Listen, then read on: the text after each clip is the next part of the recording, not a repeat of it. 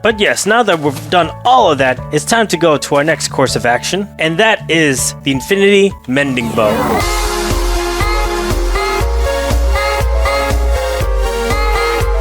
What up, my roomies, and welcome back to the technical guide to Minecraft. And today, well, we're gonna have to do things a little out of order, mostly because in order to get the following items, we're gonna need some levels. And if there's one thing you'll realize in these old worlds is that it's very hard to get levels. Now, why is leveling and experience, for that matter, so important? Well, back in the old days when you're trying to use the enchantment table, it would use up all of your experience. Meaning that if you wanted to get a level 30 enchantment, you had to use all 30 levels and go back to 0. Now, normally, things like levels and experience is not really an issue. But the problem is that when we're trying to enchant, well, it's kind of impossible to do without a steady stream of experience, at least in the earlier games of Minecraft. So, how do we then resolve this? Well, we could use something like a monster spawner. And so, welcome to Kikakor, where safety is a concern, which I guess is kind of fitting considering that there's gravel right on top of me. It can just drop at any moment. So over here, we have the answer to our problem when it comes to experience. We're going to make a basic mob spawner grinder. Now, the most important thing in here is, of course, the mob spawner. Now, in order to create a mob spawner grinder, you're gonna need to carve out a spot of at least 2 above, and then you're gonna need to have 4 on each of the sides. Now, of course, the hardest part about actually making a mob spawner grinder is actually digging out and preparing the area in advance. But once you've done it, it really becomes the easiest way, at least in the early to mid game, way of getting yourself an easy flow of experience. So once you've made a 9x9 area with the 5th spot being in the middle where the mob spawner is, and having 2 above it, you're gonna have to dig 2 down below it as well. So once you've done that and you've measured it out properly, so there's 2 above, 2 beneath it, and then 4 on each side of the mob spawner, you can then take away your guiding markers. And then from here, you're gonna need a couple of water buckets. And then from here, on each of these corners, you're gonna need to put down a water bucket. So then it comes down, and then you'll see an opening over here. So from here, you're gonna wanna dig down just around it so that it becomes like this. Once you fully dug that out, then you can eliminate the innermost of the water so that it flows back down. Now, depending on where it's set up, you might need to extend your place a little bit further, in which case we're going to indicate that with red concrete. And then from here, you'll notice there's going to be one spot where the water doesn't cover. This is going to be the spot where all the mobs are going to fall through. Now, when it comes to spiders, it's not going to really work as well. You're going to have a different setup for that. But for the sake of demonstration, we'll use zombies. Over here is going to have the drop chamber. So we're going to close off the sides like so, and then have it so that all the mobs get pushed to this one spot. So this is more or less what it looks like before we activate this monster spawn. But how it'll work is that when a zombie spawns, it'll slowly get pushed by the water, and as it gets pushed and pushed and pushed, it'll eventually make it to this drop chamber where the player can then harvest mob in question. Now, as far as the killing chamber goes, just to be sure that mobs can't actually hit you, you're most likely going to want to have a trap door on the bottom here and a slab right here. That way, if the baby version of, like, let's say a baby zombie were to come through, it won't be able to attack you, but you'll be able to attack it. Likewise, when it comes to skeletons, they won't be able to shoot you just as much, while you are going to be able to attack them at this spot. Now, of course, it goes without question that this is one of the slower methods of getting experience. But when we're playing in the older versions of Minecraft, and we don't have that many resources at hand to get us a lot of experience really quickly, this is probably going to be my best bet, and maybe yours if you're trying to do this for yourself as well. So with that solution in mind, let's head back to the Betacraft world, or the feather falling world, and get to it. Because we started off way in pre-alpha, we're gonna have to go to new chunks in order to find a new...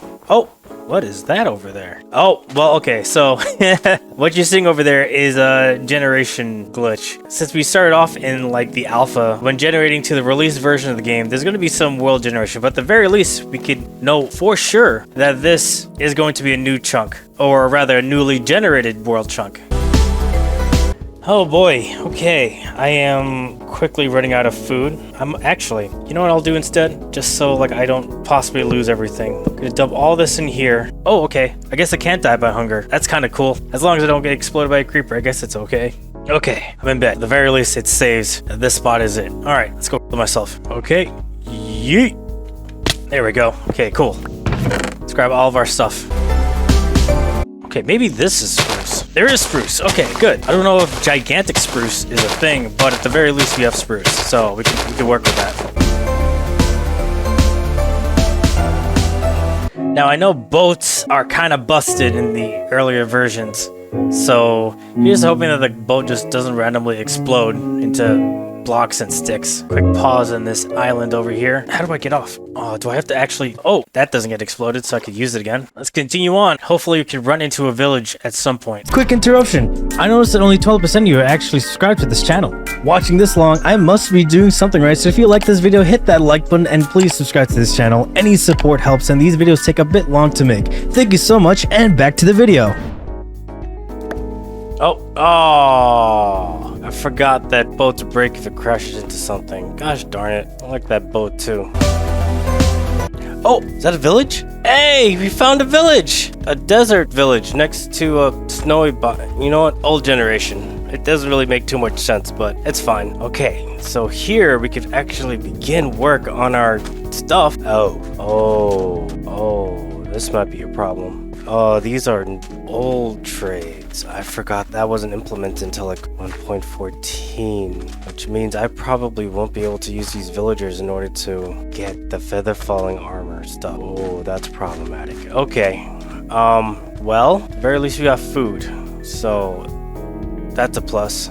I do like these villagers though, so I'm gonna keep them here, and then I guess we'll just go ahead and secure this area. So first things first, I plonked down my stuff as a temporary base of operations and began to tear down the buildings and secure the area. So I took a quick break and made a basic potato farm. But as I was doing so, I noticed the villagers were trying to get into this building, so I made a pathway for safekeeping. When the last villager finally entered the building, I walled it off to prevent hostile mobs from harming my precious interns. From there, I began work on a larger food farm. I put up torches to keep the place lit and planted all the potatoes I had on hand. And to finish it off, I walled it off to prevent mobs from stepping on the crops, but as I finished the field, I thought that it would be a pretty good roof for a base. So I cleared the underside of the area and began a very scuffed design for a home. I then grabbed my stuff, moved them into the base, and began lighting the inside of it. I figured I'd be there for a while, so at the very least, I wanted it to at least look like a dedicated base of operations. I placed my bed down and began plonking all the necessary workstations and storage that I'll be using for future projects. So I planned out an area that will be dedicated to a manual spruce farm. And thankfully, because of world generation, there was a spruce forest right next to the desert.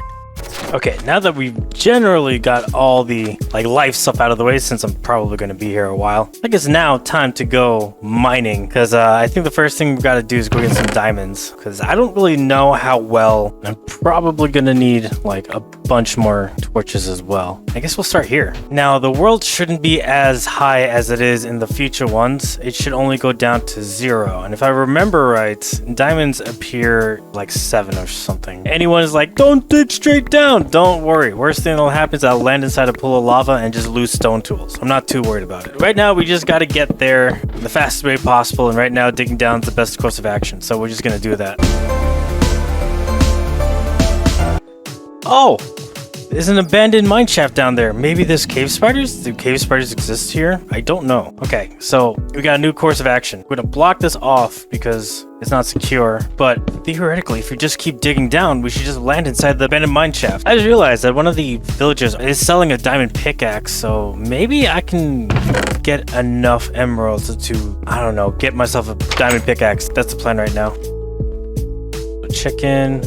Okay, so I think I'm going to go get myself some cow. I'm gonna need to get another farm dedicated solely for livestock. So seeing as how I needed leather for books and beef in order to trade for emeralds, I created a dedicated animal feed farm, which would mostly consist of wheat, in order to help feed the animals and help them populate. I then dug a hole and fenced it off in order to have a sort of holding pen in order for the cows and chickens to be in. From there, I hoed up the area and began planting as much wheat seeds as I could. I then went out to the area and gathered as much chicken and cows as I could. From there, I began basic trading with villagers in order to get myself a diamond pickaxe. Before I do that, I might as well go breathe them one more time because I think enough time has passed by. Okay. Now that they're all filled, let's go mining. And I could leave now because the villagers are kind of safe. And I'm going to need these villagers in the future in order to get some items in the future. But for now, they're kind of useless to me, but kind of not. It really depends on whether or not I can get unlimited amount of emeralds. Otherwise, it's going to be very problematic. So theoretically, if I keep digging down, I should land inside the mine shaft. Oh! Oh no! Oh, this was is bad. This is bad. Oh, this worked a bit too well. Okay. Okay, I need a moment to breathe. What's my video settings? It's on bright and it's so dark. I am so sorry.